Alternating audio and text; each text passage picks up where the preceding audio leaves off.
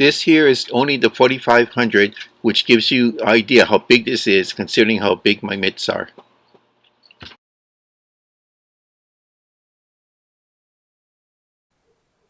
Aloha guys, Scuba here. I want to introduce you to the Daiwa Saltist. Now, I went ahead and over the years I picked up 3 units. Uh, it was a shocking development because of all the spinners I got, which is, I think is like 230, 240 spinners currently. Nothing comes close to this in terms of the sheer bulk, the size, the weight, everything. I mean, even the handles. That's a 38 millimeter handle. Oh my God, this I think that's a 47. That's a huge handle there. Uh, so uh, you have to see it to believe it. There's nothing like this around. Now, to give you an example, here are some very popular uh, Japanese models here. This is Shimano Nasi 4000, very popular model. That's a typical 4000 unit from the previous year. That's the XG. Then you got the Exceller. That's a 5000 C. Now, the Exceller to me is a higher type of spinner in terms of everything. The way it's built, the lighter weight, everything to me makes the Exceller a better reel. But yeah, the 4000, 5000 is basically the same. If you look at the bodies, they're basically the same. The only difference is normally the 5000 will have a bigger spool, so it'll take more line. So basically, that's the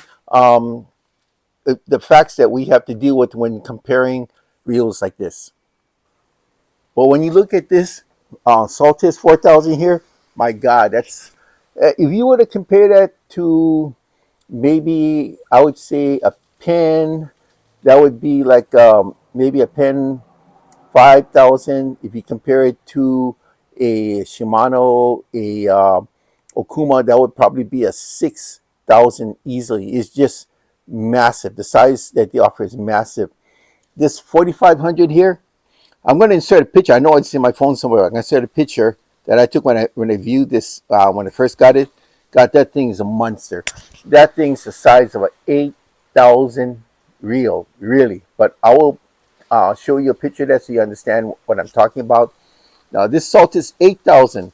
This is a true monster here. It's like, how would I say it? It's like a 12,000 on steroids, probably more of a 15, 16, even pushing an 18, 20,000 reel.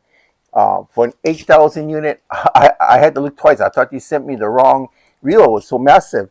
And then when I looked at it again, it's like, oh my God, that thing is just a monster.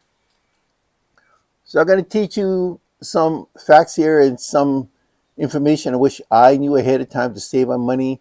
Um, when I go out, I usually whip the shorelines, which is basically spin casting, or I dunk, which is basically bait casting.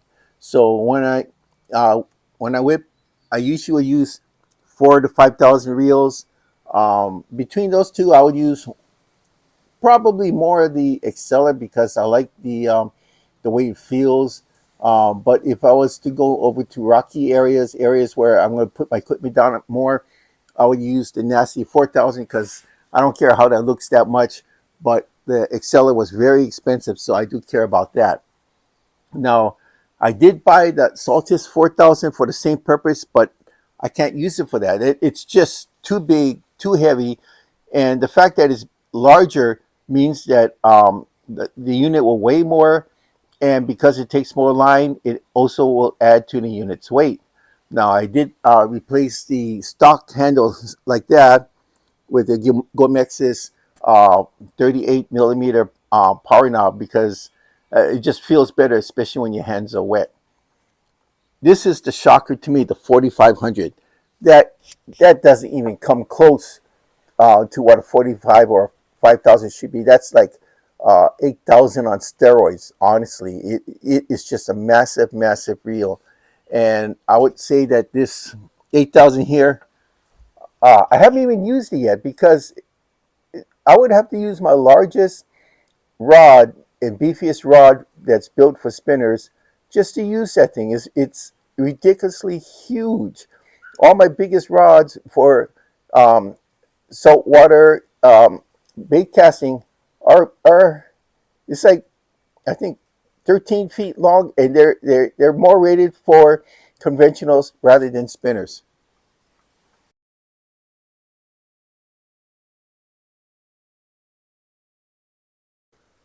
So to sum this all up, I just want to show everybody the difference in these makes and models. It is truly something that there is no industry standard that says a 3,000, 4,000, 5,000 should have this type of line capacity for a certain size and should be within this weight and this weight. It doesn't happen that way. Currently, they can make any sizes they want, but for those of you that were disappointed like me, if you want to get a true 4,000, which is what I got here, go get a 3,000 because the 3,000 will end up looking like a 4,000 for the Shimanos. So just bear that in mind. Now, I wouldn't go more like if you go 4,500 to the 5,000. That's if you're gonna go plugging, that's okay as long as you got a strong arm. Otherwise, that is basically for dunking baits. The 8,000 here, that's for massively dunking baits or going, if you have a boat, go to the buoys doing some deep water jigging or going for tunas at the fads. So that's my report here on what the sizes of these reels look like compared to others. The Daiwa Saltist, there's nothing wrong with them. Just be aware you're buying a reel that's at least 50% larger than the norm. I didn't go in, I wanted to get a Saltist 3000, which is a size underneath this one, but I decided not to because it's not going to be much difference than my 4000s. So that's my report. Thank you. Okay, as a side note, after I did this, I broke down and I did go out and purchase a whole power knob assembly for the Daiwa Saltist because I'll use this for my light surf casting, which is jacks and bonefish along the shoreline. So I swapped out the stock handle and I put on a Gomexus 43 millimeter power handle knob. Thank you.